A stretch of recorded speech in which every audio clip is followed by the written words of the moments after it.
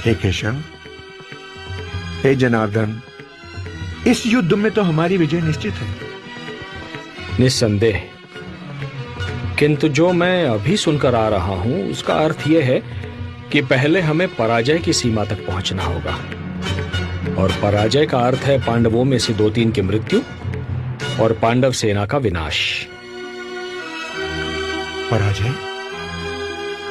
मैं कुछ समझा नहीं केशव।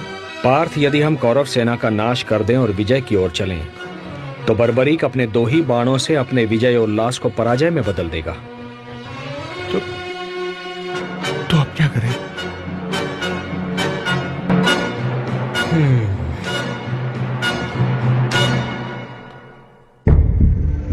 तुम ही बताओ मित्र, क्या सचमुच बर्बरी के बाण चमत्कारी होंगे? अवश्य मित्र, यदि वो बाण महादेव ने स्वयं बर्बरीक को दिए हैं तो निश्चित ही वो चमत्कारी होंगे।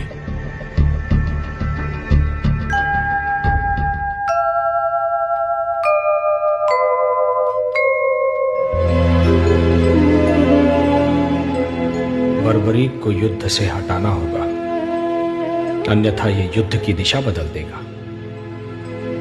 यह धर्म युद्ध है। धर्म को बचाने हेतु अब यही एक विकल्प शेष है।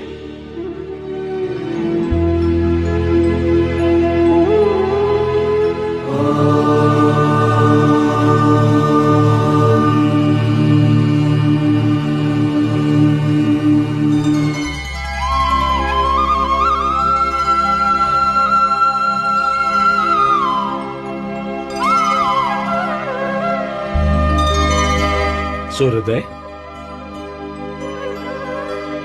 प्रणाम गुरुदेव। प्रणाम दादाश्री। आयुष्मान भव।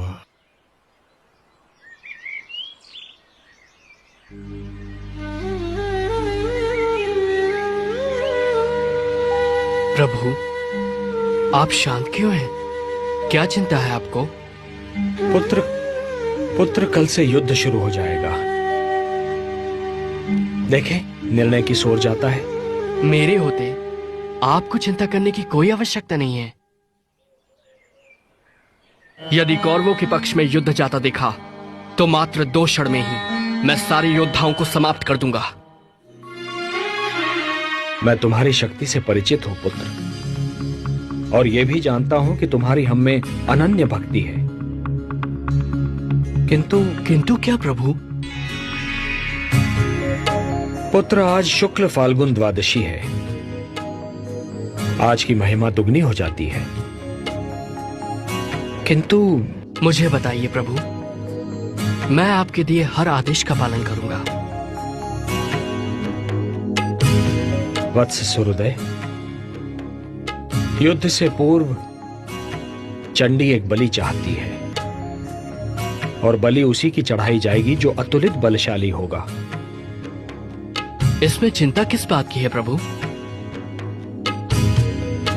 चिंता इस बात की है वत्स कि इस पृथ्वी पर 3 ही ऐसे वीर हैं जिनकी बलि स्वीकार होगी। मैं, तुम या अर्जुन। नारायण नारायण। केशव,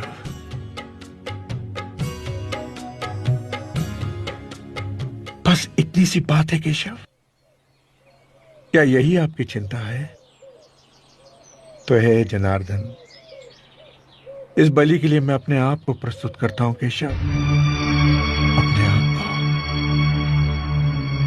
तुम ये नहीं कर सकते पार्थ, ये धर्म युद्ध है। यदि एक भी पांडव कम हो जाएगा तो ये युद्ध धर्म युद्ध नहीं कहलाएगा।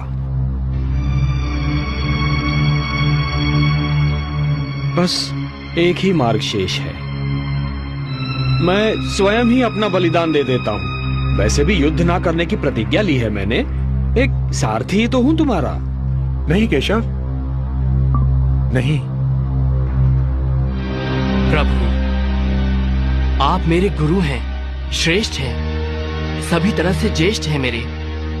ये अधिकार सिर्फ मेरा है, मेरा। मुझे आज्ञा दीजिए प्रभु।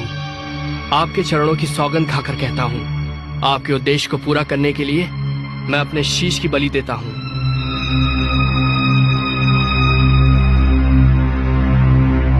प्रभु, ये कार्य करने से मेरे वंश की कीर्ति बढ़ेगी।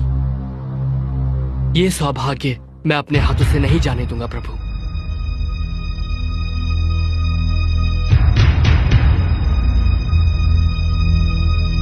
सोचिए मत प्रभु, उठाइए ये शस्त्र और मेरे शीश को धड़ से अलग करके चंडी मां को बलि चढ़ाइए। मैं ऐसा नहीं कर सकता। यदि मैंने ऐसा किया तो यह बलिदान नहीं होगा, हत्या होगी।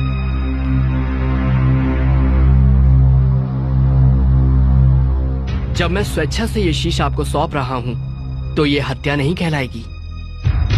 धर्म यह कहता है वत्स कि बलिदानी स्वयं दान दे।